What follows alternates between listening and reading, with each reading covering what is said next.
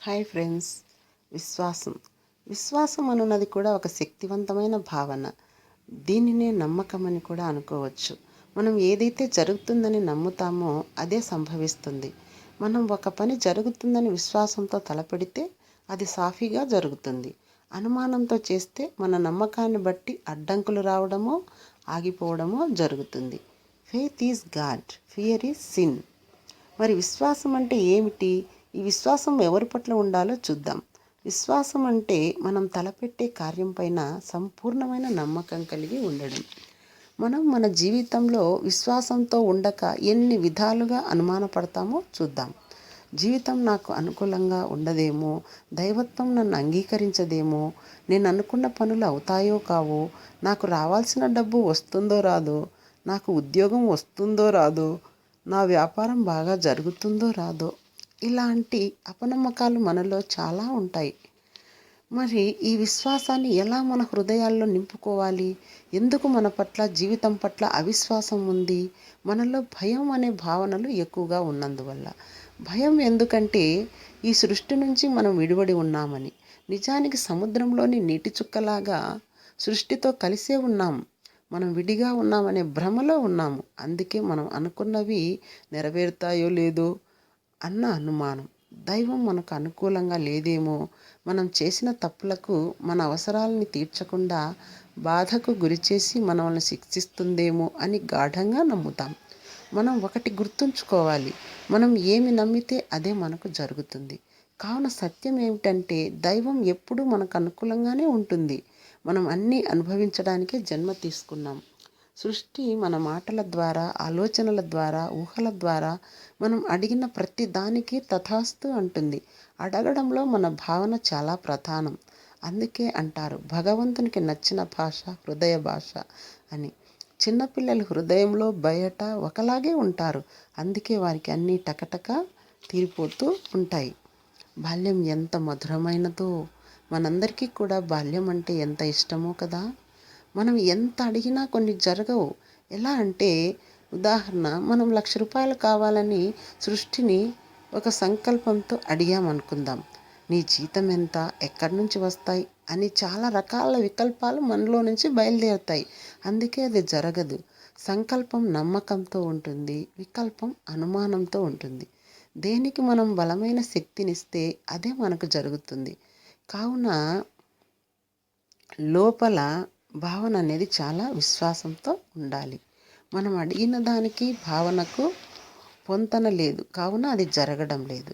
ఏదైనా ఒకసారి స్పష్టంగా అడిగేసి అది జరిగిపోయిందన్న విశ్వాసంతో మనం ఉంటే చాలు, అది జరిగిపోతుంది. కావున మిత్రులారా, చైతన్యం పట్ల, దైవం పట్ల సంపూర్ణ విశ్వాసంతో ఉండండి. మన పట్ల కూడా మనం విశ్వాసంతో ఉందాం. విశ్వాసం గురించి ఒక చిన్న కథ ఓషో గారు చెప్పినది. ఒక దొంగ గురువు ఆధ్యాత్మిక పదజాలంతో వేదాంతాలను బోధిస్తూ ఉంటాడు. మంచి వ్యక్తిగా పేరుగాంచాడు. ఊరి చివర ఆశ్రమంలో ఉంటాడు. వినయ విధేయతలు గల ఒక శిష్యుడు ఆ గురువుగారి దగ్గర సత్యం దొరుకుతుందని రోజు వచ్చి గురువు చెప్పే విషయాల్ని వింటూ ఉంటాడు. ఒకరోజు సభ అయిపోగానే శిష్యుడు తన ఊరికి బయలుదేరుతాడు. కానీ రాత్రి బాగా హూరున వర్షం కురిసి నది ఉధృతంగా ప్రవహిస్తూ ఉంటుంది. శిష్యుడు దాటలేక తిరిగి వచ్చి గురువుగారిని అడుగుతాడు తనను ఎలాగైనా నది దాటించమని. అప్పుడు గురువు ఆ సమయంలో తాగి మత్తులో ఉంటాడు. ఎలాగైనా శిష్యుడి పీడ వదిలించుకోవాలని నా పేరు తలుసుకుని ఏరు దాటు నాయనా అంటాడు. ఆ శిష్యుడు గురువు మీద అత్యంత విశ్వాసంతో గురువు పేరు తలుచుకొని నీటి మీద నడిచి వెళ్ళిపోతాడు. మర్నాడు మళ్ళీ వస్తాడు. ఊరి వారంతా రాత్రి నది ఎట్లా దాటావని అతన్ని అడగగా గురువు మహత్యాన్ని వర్ణిస్తాడు. ప్రజలంతా గురువు దగ్గరికి వచ్చి మాకు కూడా నీ మహత్యాన్ని చూపమని ప్రాధేయపడతారు.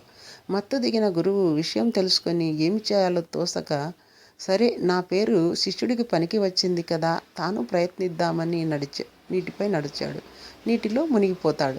ఇక్కడ మనం గమనిస్తే శిష్యుడికి గురువుపై పరిపూర్ణ విశ్వాసం ఉంది, కావున నడవగలుగుతాడు. గురువుకి తన మీద, దైవత్వం మీద కూడా విశ్వాసం లేదు కనుక మునిగిపోయాడు. ఆహా, విశ్వాసం ఎంత గొప్పది! మనకు 2 రకాలైన విశ్వాసాలు ఉండాలి. ఆత్మవిశ్వాసం ఒకటి, పరమాత్మపై విశ్వాసం రెండవది. అంటే మన మీద మనకు విశ్వాసం ఇది మహాశక్తివంతమైనది. మనోశక్తికి మించిన శక్తి మరొకటి లేదు. మనం అనుకున్నవన్నీ మన మనోశక్తి ద్వారా సాధించుకోగలం.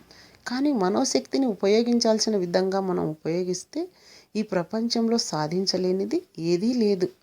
మన వాస్తవానికి మనమే సృష్టికర్తలం. మన జీవితంలో జరిగే ప్రతి అనుభవాన్ని మనమే సృష్టించుకుంటాం. మన స్వంత ఉనికి యొక్క శక్తిని స్మరించుకోవటమే ఆత్మవిశ్వాసం అంటే. మన ఆత్మశక్తిని తక్కువగా మనం అంచనా వేసుకుంటే అది ఆత్మ న్యూనతగా తయారవుతుంది. అలా కాక మన ఆత్మశక్తిని అలాగే గ్రహించి మన పట్ల సంపూర్ణ విశ్వాసంతో ఉంటే అది నిజమై ఆత్మవిశ్వాసం అవుతుంది. కావున మ- మిమ్మల్ని మీరు సంపూర్ణంగా విశ్వసించండి. ఇక రెండవది పరమాత్మపై విశ్వాసం. మనము పరమాత్మని సర్వాంతర్యామిగా, సర్వశక్తివంతుడిగా, అండపిండ బ్రహ్మాండాలను సర్వకాల సర్వావస్థలలో ఉనికి మాత్రమున సంభవించేవాడుగా, జగద్రక్షకుడిగా మనం తెలుసుకొని ఉన్నాము. మరి మన నిత్య జీవితంలో మన సొంత ఆత్మశక్తికి మించిన సమస్యలు శారీరకంగా, ఆధ్యాత్మికంగా, మానసికంగా, సామాజికంగా తలెత్తవచ్చు. అటువంటప్పుడు పరమాత్మ శక్తిని ఆశ్రయించాలి. ఆ పరమాత్మపై విశ్వాసం ఉంచి ప్రార్థన చేయాలి. ప్రార్థన పరమాత్మపై భారం మోపడమో, మనం సోమరులు కావడమో కాదు. దైవత్వంతో మన హృదయంతో సంభాషించడం. మనస, వాచ, కర్మన మనం దైవత్వంతో సంభాషించినప్పుడు ఆ భావన మన హృదయంలోంచి ప్రసరితమై పరమాత్మ హృదయాన్ని తాకుతుంది. అప్పుడు దానికి పరిష్కారం మన స్వంత జీవితాల్లో సంభవిస్తుంది.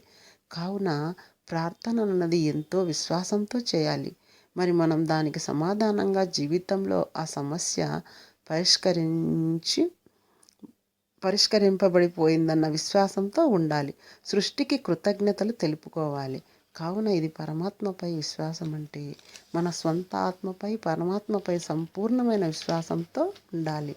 కావున మిత్రులారా, ఈ యొక్క విశ్వాస భావనతో, విశ్వాస శక్తితో మన హృదయంలో అలుముకున్న అనుమానాలన్నీ కడిగివేద్దాం. ఏ సంశయము వద్దు. ఏ కార్యము తలపెట్టినా విశ్వాసంతో ప్రారంభిద్దాం. అదే సాగిపోతుంది, అదే పూర్తయిపోతుంది.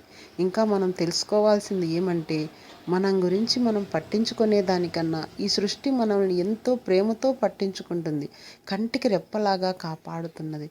కావున మిత్రులారా, సృష్టి మన జీవితాల్లోని ప్రతి క్షణం మన పిలుపు కోసమే ఎదురుచూస్తూ ఉంది.